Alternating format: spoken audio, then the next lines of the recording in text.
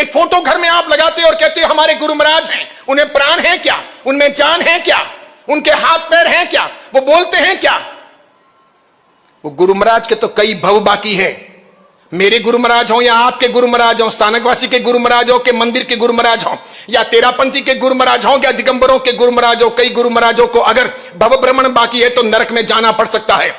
बुद्धि सागर सूर्य जी हो के विमल सागर जी हो, आचार्य तुलसी जी हो के महाश्रमण जी हो, चाहे शिव मुनि जी हो या हस्तिमल जी हो या फिर और कोई भी हो, या पद्म सागर सूर्य जी महाराज हो, अगर भव भ्रमण बाकी है, अभी इन कपड़ों में भले ही आप हमारा फोटो घर में रख लो और कहो अहो ये विमल सागर जी, ये भक्ति सूर्य जी महाराज, ये निमि सूर्य जी महाराज, ये वल्लभ सूर्य जी महाराज, ये रामचंद्र सूर्य जी महाराज, या ये आचार्य तुलसी जी, ये महाश्रमण जी, सब ठीक है, अभी उनकी आत्मा नरक में है कि नहीं क्या पता, सुअर है, कुत्ता है कि बिल्ली है, क्या पता।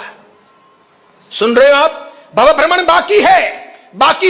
अभी वे साधु रहे, साधु के तौर पर आपने आपके पूर्वजों ने देखा, अब वे गए, अब कितने भव भ्रमण बाकी, कौन कौन से कितने भव भ्रमण बाकी, कौन कौन से भव में वो क्या क्या करेंगे, कैसे कैसे पाप करेंगे। समझो बहुत अच्छा चारित्र पाल दिया और चारित्र पाल करके गए देवलोक में, तो देवलोक में क्या होने वाला है? दीक्षा होने वाली है, नौकारसी पुरसी 60 पुरसी आइनबिल एकासना 28 मास्कमन 16 21 होने वाले हैं, सिद्धि तप या श्रेणी तरफ होने वाला है। देवलोक की आत्मा में तो पाप होने वाला है, अनेक प्रकार के अपराध होने वाले हैं, एक छोड़ो दूसरी छोड़ो तीसरी, हजारों देवियों का वहां लंगर लगने वाला है, पागलों की तरह वहां चिपकने वाले हैं, नाना प्रकार के अपराध करने वाले हैं। इसलिए तो देवलोक की भी सम्यक दृष्टि आत्माएं तड़पती है कि प्रभु ऐसा मनुष्य भव कब मिलेगा जब आपकी भक्ति करते पार उतर जाए, ऐसा भव कब मिलेगा? क्योंकि देवलोक में जरूर सुख है, वो भौतिक सुख है, आध्यात्मिक सुख थोड़ी है। आध्यात्मिक सुख अगर देवलोक में होता तो देवता वापस यहां आने की कामना क्यों करते? समझ रहे हैं आप? तो मनुष्य के भव के अंदर ये पॉसिबिलिटी है। इसीलिए अरिहंत का भक्ति योग, अरिहंत परमात्मा की आराधना वो उत्कृष्ट तत्वों की आराधना है, महान गुणों की साधना है। हम किनको पूज रहे हैं? दोषों को पूज रहे हैं? नहीं, दोष रहित को पूज रहे हैं।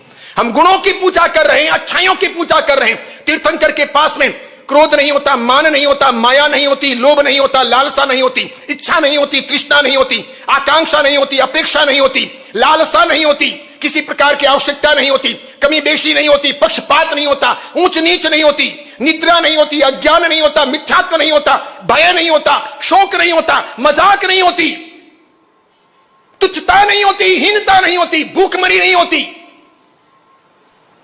इतने सारे गुण हैं। अब तोलिए, विमल सागर जी में कितने हैं, आचार्य तुलसी जी में कितने हैं, महाश्रमण जी में कितने हैं, आप में कितने हैं, दिगंबर आचार्य भगवंत में कितने हैं। हम रात दिन जिनकी मालाएं गिनते कि हमारे गुरु, और भगवान एक तरफ रह गए।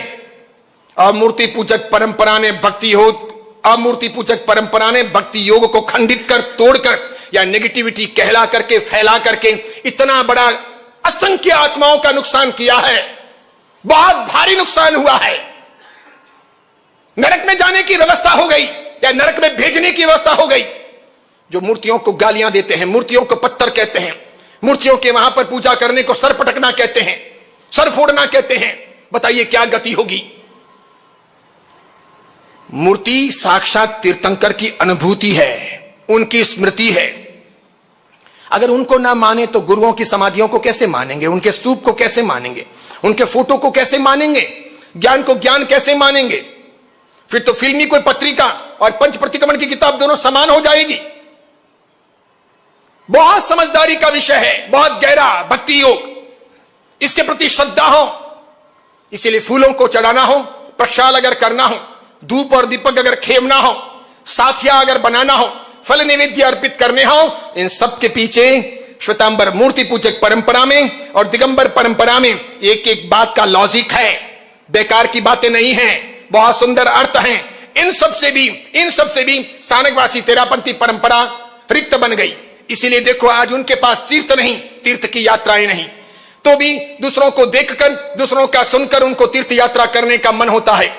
कई सारे स्थानकवासी तेरापंथी भाई बहन मिलते हैं और वो कहते हैं महाराज साहब यहाँ गांव में तो हम पूजा कर नहीं सकते, करेंगे तो लोग टोना मारेंगे, सुनाएंगे, कहेंगे, फिर बेकार विवाद होगा, फिर हमारे आचार्य श्री के पास तक बात पहुंचेगी, फिर वो कुछ हमको डांटेंगे, करेंगे। समाज में रहना है, क्यों मगजमारी में पड़े। लेकिन महाराज साहब जब कभी भी तीर्थ स्थान पर जाते हैं तो जैसे तैसे भी धोती पहन करके पूजा करने का प्रयास करता हूं। ऐसे स्थानकवासी और तेरापंथी भाई बहन आकर के मुझे कहते हैं महाराज साहब शंखेश्वर गया था, कभी जिंदगी में अनुभूति ना हो, ऐसी अनुभूति हुई। महाराज साहब एक दोस्त ने कहा था गिरनार गया था, 10 मिनट जो बैठा वो बैठा, नेमिनाथ परमात्मा के सामने 1 घंटा निकल गया। महाराज साहब आदिनाथ परमात्मा के वहां पालिताना गया था, भीड़ बहुत थी, लेकिन महाराज साहब बालकों को देखकर, बूढ़ों को देखकर, अन्य भक्ति संपन्न सामान्य लोगों को देखकर मन में हुआ धिक्कार है मुझे, मैं इतना धनवान, इतना सक्षम, इतना समर्थ, इतना ताकतवर जिंदगी में पहली बार पालिताना आया, धन्य है इनको। क्या छोटे छोटे बालक जय आदिनाथ, जय आदिनाथ, जय गिरनार, जय आदिनाथ, जय शत्रुंजय, जय सिद्धाचल करते हैं, क्या धून लगाते हैं, कैसे रमे रहते हैं।